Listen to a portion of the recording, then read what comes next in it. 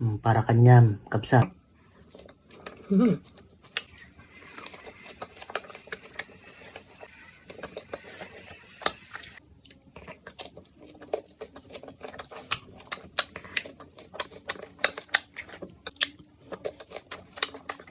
Naragsak pa niya yung mabigat, kakapsat.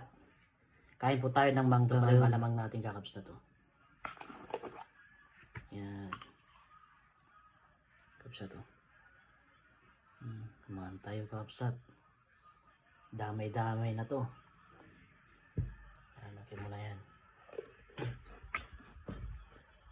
Kapsat, man. Para kanyam, kapsat.